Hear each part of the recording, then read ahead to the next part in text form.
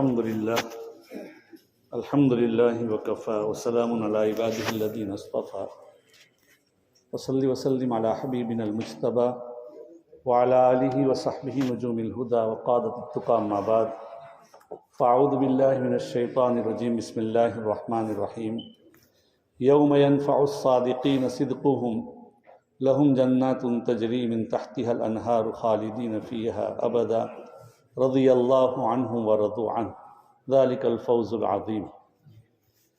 وقال النبی صلی اللہ علیہ وسلم عن عبد اللہ بن مسعود رضی اللہ تعالی عنہ قال عن النبی صلی اللہ علیہ وسلم قال ان الصدق يهدي الى البر وان البر يهدي الى الجنة وان الرجل لا يصدق حتى يكون صدیقا او کما قال علیہ الصلاۃ والسلام.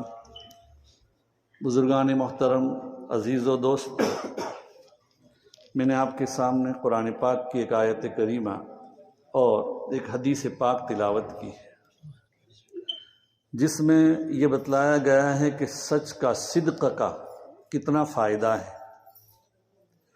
دنیا میں آدمی آتا ہے، مومن کی ایک نشانی ہی یہ ہوتی ہے کہ وہ سچ بولے، اور صرف سچ بولنا نہیں، آدمی اپنی رفتار میں، اپنی گفتار میں، اپنے کردار میں، اپنے اعمال میں سچ بولے، یہ ضروری ہے. اپنی ہر بات پر سچ. ہم لوگ معمولی باتوں کے اندر بعض مرتبہ جھوٹ بول دیتے ہیں، بعض مرتبہ ہمیں ایسے بولنے کی عادت ہو جاتی ہے کہ جھوٹ یعنی غیر اختیاری طور پر ہم بول دیتے ہیں. سچ بولنا بہت ضروری ہے. سچ بولنے والوں کا کیا انعام قرآن پاک نے بتلایا. سچ بولنے والے، ان کو ایک مقام ایسا ہو جاتا ہے، وہ صدیق بن جاتا ہے. انبیاء کے بعد کا درجہ ہے صدیق کا. قرآن پاک میں ہے اولئک الذین انعم اللہ علیہم من النبیین والصدیقین. حضرت صدیق اکبر، حضرت ابوبکر صدیق، یہ بہت بڑے صدیق تھے، سچ بولتے تھے، اور نبی سے بڑا کوئی سچ نہیں ہو سکتا. نبی پاک صلی اللہ علیہ وسلم کی حیات مبارکہ کا ایک واقعہ میں آپ کو ذکر کر دوں تو آپ کو اس سے انداز ہوگا. آپ صلی اللہ علیہ وسلم نے ایک دیہات سے آنے والے جو بیچنے کے لیے مدینہ منورہ میں کاروبار کے لیے آتے تھے، اور کاروبار کے لیے آتے تھے، آپ نے ان سے ایک سواری خریدی. سواری خریدنے کے بعد کہا کہ چلیے ہمارے ساتھ، ہم آپ کو پیسے دے دیتے ہیں. اب وہ آدمی پیچھے اونٹ لے کر اپنا جا رہا ہے، اور نبی اکرم صلی اللہ علیہ وسلم آگے جا رہے ہیں. سودا ہو چکا ہے کہ بھئی اتنی قیمت کی یہ چیز ہے. اس کے بعد راستے میں کچھ لوگوں نے دیکھا کہ یہ اونٹنی بہت اچھی ہے، تو کچھ لوگوں کو معلوم نہیں تھا، تو انہوں نے بھاؤ تاؤ شروع کر دیے. ارے کتنے میں بیچو گے؟ تو وہ اس کو ایک ہرس پیدا ہو گئی. جب بہت سے لوگوں نے پوچھا آگے چلتے چلتے، تو اس کے اندر ایک بات پیدا کہ میری اونٹنی بہت قیمتی ہے، اس کی قیمت آ سکتی ہے. ارے کہا کہ آپ خریدنا چاہتے ہیں یا نہیں چاہتے؟ تو اللہ کے رسول صلی اللہ علیہ وسلم نے فوراً کہا کہ بھئی ہمارا سودا ہو چکا ہے، میں تو آپ کو پیسہ دے رہا ہوں اور آپ میرے ساتھ چل رہے ہیں. اور کہاں ہوا ہے سودا؟ گواہ لائیے آپ. نبی اکرم صلی اللہ علیہ وسلم نے فرمایا کہ سودا ہو چکا ہے، کوئی گواہ لائیے. اس نے کہا، وہ مکر گئے. بہرحال تو گواہ تو کوئی موجود نہیں تھا، صرف نبی اکرم صلی اللہ علیہ وسلم اور وہ جو بیچنے والے تھے وہی تھے. اتنے میں ایک صحابی حضرت خزیمہ بن ثابت رضی اللہ تعالیٰ عنہ، ان کا وہاں سے گزر ہوا. انہوں نے معاملہ بھانپ لیا، پوچھا کہ کیا ہوا؟ یہ ہوا کہ گواہ مانگ رہا ہے. کہ میں گواہی دیتا ہوں کہ اللہ کے رسول آپ نے ان سے خریدا ہے. کیسے آپ گواہی دے رہے ہیں؟ اللہ کے رسول، اس آدمی نے فوراً سودا دے دیا ہوگا. لیکن اللہ کے رسول صلی اللہ علیہ وسلم نے حضرت خزیمہ سے پوچھا کہ بھئی آپ کیسے گواہی دیتے ہیں؟ کہا کہ اللہ کے رسول یہ تو دنیاوی معاملہ ہے، ہم دینی معاملے میں جو آپ غیب کی ہمیں خبر دیتے ہیں کہ جبرائیل امین نے مجھے یہ بات بتائی ہے تو ہم آپ کی تصدیق کرتے ہیں. تو بتصدیقی کا یا رسول اللہ، آپ کے سچ ہونے کی بنا پر ہی میں آپ کی تصدیق کرتا ہوں. نبی اکرم صلی اللہ علیہ وسلم نے بعض مرتبہ احکام جب مشروع ہوتے ہیں، احکام جب اللہ کی طرف سے نافذ ہوتے ہیں، تو بعض لوگوں کو خصوصیات دی جاتی ہے. تو نبی اکرم صلی اللہ علیہ وسلم نے حضرت خزیمہ ابن ثابت نے کہا کہ تم ایک آدمی کی گواہی پوری زندگی دو آدمیوں کے قائم مقام ہے. یعنی وہ کبھی بھی کسی جگہ گواہی دے دیں تو وہاں دو گواہوں کی ضرورت نہیں تھی، وہ صرف ان کی گواہی دو آدمیوں کی گواہی کے قائم مقام تھی. یہ نبی تو نبی سب سے بڑا سچ. تو بہرحال کہنے کا مقصد کہ سچ یہ فائدہ دیتا ہے. سچ دیکھیے یہ آیت کریمہ میں بتلایا ہے، دنیا میں تین چیزیں سب سے بڑی چیز ہے، بلکہ دنیا اور آخرت میں. ایک تو اللہ کی ذات، اللہ اکبر، نہ اس سے کوئی بڑا ہے، نہ اس کے کوئی برابر ہے، نہ اس کا کوئی ہمسر ہے، نہ کوئی، اللہ کی ذات کے برابر تو کوئی نہیں. دوسرا قرآن پاک کہتا ہے وَلَذِكْرُ اللَّهِ أَكْبَرُ، اللہ کا ذکر بہت بڑی چیز ہے. ذکر کرنے والا زندہ ہے، ذکر کرنے والا گویا کہ اپنے قلب کو اللہ کی یاد سے اور اللہ کی محبت سے اپنے قلب کی کھیتی کو سیراب کرتا ہے. یہ ذکر کا یہ فائدہ ہے. تو اللہ کا ذکر بہت بڑی چیز ہے ہمیشہ. اور تیسری چیز ہے مومن کے لیے، مومن کا ہمیشہ، دیکھیے ہمارے بزرگان دین کہتے ہیں کہ آدمی جتنے بھی اعمال کرتا ہے، ایک آدمی ایک شاعر یہ کہتا ہے یا رب جنت و جہنم کو میں کیا کروں، دل تو چاہتا ہے کہ میں تجھے دیکھا کروں. یا اللہ کی جو رضامندی ہے، یہ اللہ کو دیکھنا اور اللہ کی رضامندی کب نصیب ہوگی؟ جب کہ اللہ راضی ہو جائے. تو کہنے کا مقصد یہ تیسری چیز یہ ہے اللہ کی رضامندی. تو ہمارے بزرگان دین کہتے ہیں کہ سب سے مومن کا عمل کا مقصد یہی ہے کہ جنت و جہنم نہیں، اصل تو اللہ راضی ہو جائے.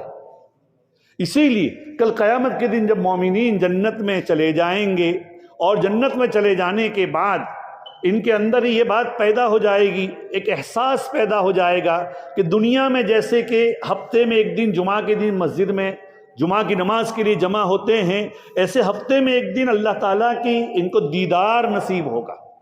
بعضے تو خوش نصیب ایسے ہوں گے جن کو صبح شام اللہ کا دیدار نصیب ہوگا. اور اللہ کا دیدار بہت بڑی چیز ہے بھائی. حدیث میں آتا ہے، اللہ صحابہ نے جب پوچھا کہ اللہ کا دیدار کرنے میں تو سب بھیڑ بھاڑ کریں گے، کہا کہ کوئی بھیڑ بھاڑ نہیں ہوں گی. دنیا میں سورج چاند کو دیکھنے میں تمہیں کوئی بھیڑ بھاڑ ہوتی ہے؟ ہر ایک اپنی اپنی جگہ کے اوپر سورج چاند کو دیکھتا ہے. ایسے اللہ تعالیٰ کا دیدار وہاں نصیب ہوگا. تو اللہ تعالیٰ کا جو دیدار ہے وہ وہاں نصیب ہوگا اس وقت میں جو اللہ تعالیٰ کہیں گے ایک موقع پر کہ مجھ سے مانگو. اللہ تعالیٰ ان کا جو نور تھا اور بڑھا دے گا، ان کا جو نور تھا اور بڑھا دے گا. گھر پر جائیں گی، ان کی بیویاں کہیں گی ارے تم تو بہت زیادہ خوبصورت ہو کر آئے. ارے کیوں نہ آوے، ہم اللہ تعالیٰ کا دیدار کر کے آئے. ان کی حور عین کہیں گے. پھر وہ اپنی حور عین کو دیکھے گا کہ وہ بھی اللہ تعالیٰ ان کے اندر حسن و جمال بڑھا دیا ہوگا. بہرحال اس وقت اللہ تعالیٰ کہیں گے، جب میدان اللہ تعالیٰ اس میدان میں جمع کریں گے اور پھر اس کے بعد پوچھیں گے کہ اور کچھ چاہتے ہو؟ کچھ بھی نہیں چاہتے. کچھ اور چاہتے ہو؟ اللہ تعالیٰ کہیں گے چلو میں آپ کو ایک انعام دیتا ہوں. آج میں آپ کو ایک انعام دیتا ہوں. وہ انعام یہ ہے کہ میں تم سے ہمیشہ کے لیے راضی ہوں، کبھی میں تم سے ناراض نہیں ہونے والا. تو اللہ کی رضامندی ورضوان من اللہ اکبر بہت بڑی چیز ہے. اس آیت کریمہ میں یہی بات بتائی گئی ہے کہ یوم ینفع الصادقین صدقہم، کہ اس دن سچ بولنے والوں کا ان کا سچ نفع دے گا. دنیا میں بعض مرتبہ جو سچ بولنے والے ہیں، حدیث میں آتا ہے الصدق ینجی والکذب یہلک، سچائی آدمی کو نجات دیتی ہے اور جھوٹ آدمی کو ہلاک کرتا ہے. دنیا میں بعض مرتبہ ایسا ہوتا ہے کہ سچ بولنے کی بنا پر آدمی کے اوپر حالات آتے ہیں، آدمی کا نقصان ہو جاتا ہے. ممکن ہے لیکن وہ نقصان عارضی ہے جو ہمیشہ کا ہمارا فائدہ ہے. یوم ینفع الصادقین صدقہم، کل قیامت کے دن سچ بولنے والوں کو ان کا سچ فائدہ دے گا. اور کیا کہتے ہیں آگے؟ لہم جنات تجری من تحتی الانہار، ان کے لیے جنت ایسے باغات ہوں گے جس کے نیچے سے نہریں بہتی ہوگی. خالدین فیہا ابدا، جس میں ہمیشہ کے لیے رہیں گے. اور یہ جنت میں رہنا بھی بھائی ایک بڑی بات نہیں. آگے جو کہتے وہ ہیں رضی اللہ عنہم ورضوا عنہ، اللہ ان سے راضی، وہ اللہ سے راضی. دیکھیے بھائی بہت بڑی بات ہے. اللہ ان سے راضی ہو جائے، اللہ اور وہ ان سے راضی ہو جائے. دنیا میں نقصان تو ہو سکتا ہے، بعض مرتبہ آدمی عارضی طور پر نقصان ہوتا ہے. وہ صحابی حضرت کعب ابن مالک جو 3 صحابہ اللہ کے راستے میں نکلنے سے پیچھے رہ گئے تھے، ہلال ابن امیہ اور مرارہ ابن ربی اور کعب ابن مالک. تو کعب ابن مالک نے اللہ کے رسول کے سامنے پوچھا کہ بھئی آپ اللہ کے راستے میں کیوں نہیں آئے؟ تبوک کا واقعہ تھا کہ بھئی میں اللہ کے رسول کوئی عذر نہیں تھا.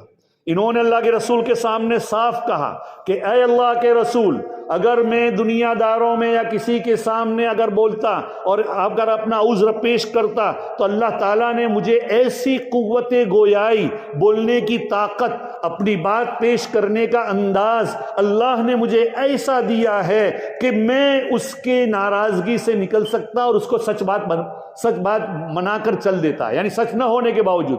لیکن اے اللہ کے رسول، میں آپ کے سامنے جو سچ ہے وہ سچ کہہ دیتا ہوں، مجھے کوئی عذر نہیں تھا. میں آج کل نکلنے آج نکلتا ہوں، کل نکلتا ہوں، اس کے اندر میرا کیا ہے؟ میں نہ نکل سکا. اے اللہ کے رسول، میرے بارے میں جو بھی ہو فیصلہ کر لیجیے. ایسے 3 صحابہ نے کہا تھا، سچ بولا تھا. اللہ کے رسول نے 50 دن کا سفر تھا، کہہ دیا کہ سوشل بائیکاٹ کیا جائے، ان سے کوئی بات نہ کرے، کوئی بھی بات نہ کرے. اور اس کے بعد اللہ کے رسول صلی اللہ علیہ وسلم نے حتیٰ کہ 40 دن گزرنے کے بعد ان کے اوپر حکم آیا کہ اپنی بیوی سے بھی دور رہے، طلاق دے دیں. اللہ کے رسول کے پاس آ کر پوچھ رہے ہیں، بیوی پوچھ رہی کہ وہ پوچھ رہے ہیں کہ اللہ کے رسول طلاق دے دیں یا پھر الگ ہو جائے، تاکہ الگ ہو جاؤ. 50 دن تک یہ روتے رہے، توبہ کرتے رہے. وہ مرارہ ابن ربی اور حضرت ہلال ابن امیہ، یہ تو سچ بولا تھا، وہ بھی اللہ کے راستے میں نہیں نکل سکے تھے. اس وقت سب کو نکلنا ضروری تھا، اس وقت میں تبوک کے موقع پر. تو حضرت مرارہ اور حضرت ہلال ابن امیہ یہ بڑی عمر کے تھے، اپنے گھر میں بیٹھے رہے، روتے رہے. لیکن یہ تو نوجوان آدمی تھے، ادھر جائیں، ارے فلاں صاحب کوئی بول نہیں رہا ہے. حتیٰ کہ ان کے چچازاد بھائی حضرت ابو قتادہ جو ان کے سب سے بڑے محبوب تھے، جن کے گھر میں ان کی بیوی بھی، ان کی بیٹی بھی تھی ان کے بیٹے کے ساتھ، تو وہاں گئے، ان کے باغ میں گئے، بول نہیں رہے کچھ بھی. یہ کہتے ہیں، حالات پیش کر رہے ہیں کہ میرے اوپر زمین اپنی کشادگی کے باوجود تنگ ہو گئی. میں دیکھ رہا ہوں کہ میں مدینے کی گلیوں میں گھوم رہا ہوں، کوئی مجھ سے بات نہیں کر رہا. 50 دنوں کے بعد ان کے اوپر اللہ تعالیٰ کی طرف سے ان کی توبہ قبول ہوئی. اور اللہ تعالیٰ نے ان کی توبہ قبول کرنے کے بعد اللہ کے رسول صلی اللہ علیہ وسلم نے فجر ہی کی نماز میں اعلان کر دیا کہ آج سے اللہ تعالیٰ نے ان کی توبہ قبول کر لی ہے اور آج سے ہمارا ان سے کیا تعلق برقرار ہے. ایک صحابی ان کو کہا. تو یہ کہنے کا مقصد یہ ہے، یہ حالات بہت لمبا واقعہ ہے، حدیث کی کتاب کئی صفحات پر یہ واقعہ ہے. تو بہرحال حضرت کعب ابن مالک کہتے ہیں کہ اگر میں اس موقع پر جھوٹ بولتا تو جیسے منافقین نے جھوٹ بولا تھا اور وہ ہلاک ہو گئے، میں بھی ان کے ساتھ ہلاک ہو جاتا. لیکن جھوٹ نے ان کو کیا ہے، جھوٹ نہیں بولا، سچ بولا، تو سچ نے نجات دی. تو دنیا میں تو نجات ہو سکتی ہے بسا اوقات، لیکن دنیا میں سچ کی بنا پر حالات آ سکتے، سچ بولنے کی بنا پر حالات آ سکتے ہیں. اپنے اعمال میں سچ بولو، اپنے گفتار میں سچ بولو اور اپنے کردار میں سچ بولو. ایک حدیث پاک میں اللہ کے رسول صلی اللہ علیہ وسلم فرماتے ہیں کہ انا زعیم ببیت فی ربض الجنہ لمن ترک المراء وان کان محقا وببیت فی وسط الجنہ لمن ترک الکذب وان کان مازحا. اللہ کے رسول صلی اللہ علیہ وسلم فرماتے ہیں، میں اس آدمی کے لیے ضامن ہوں جو حق پر ہونے کے باوجود کسی سے جھگڑا چھوڑ دے کہ بھئی جاؤ تم اپنے، میں چھوڑ دے، میں تم سے لڑنا نہیں چاہتا. تو میں اس کے لیے جنت کے گرد و نواح میں ایک بڑے محل کی ذمہ داری لیتا ہوں. اور ایسے آدمی کے لیے جو آدمی سچ بولے، جھوٹ کو چھوڑ دے اور سچ بولے، میں جنت کے بیچوں بیچ اس کے لیے محل کی ذمہ داری لیتا ہوں. اگرچہ وہ مذاق میں بھی جھوٹ نہیں بولتا، تو ایسے آدمی کے لیے جنت کے بیچوں بیچ میں محل کی ذمہ داری لیتا ہوں. اور ایک حدیث اور بھی ہے کہ جس کے اخلاق اچھے ہو، وَبِبَيْتٍ فِي أَعْلَى الْجَنَّةِ لِمَنْ حَسُنَ خُلْقُهُ، جس کے اخلاق اچھے ہو اس کے لیے جنت کے اعلیٰ مقام، اعلیٰ جگہ کے اوپر میں اس کے لیے محل کی ذمہ داری لیتا ہوں. تو عزیز و دوستو، کم سے کم فائدہ کیا اللہ کا کیا جنت کا کیا جنت میں داخلہ اور جنت کے بیچ میں محل، اور سب سے جو بڑا فائدہ ہے اللہ تعالیٰ کی رضامندی ہے۔ اللہ تعالیٰ سے میں دعا کرتا ہوں کہ اللہ تعالیٰ مجھے بھی اپنے رفتار میں، گفتار میں، کردار میں سچ بولنے کی توفیق نصیب فرمائیں، ہم تمام کو سچ بولنے کی توفیق نصیب فرمائیں۔ وآخر دعوانا ان الحمد للہ رب العالمین۔ سبحان اللہ و بحمدہ، سبحانک اللہم و بحمدک۔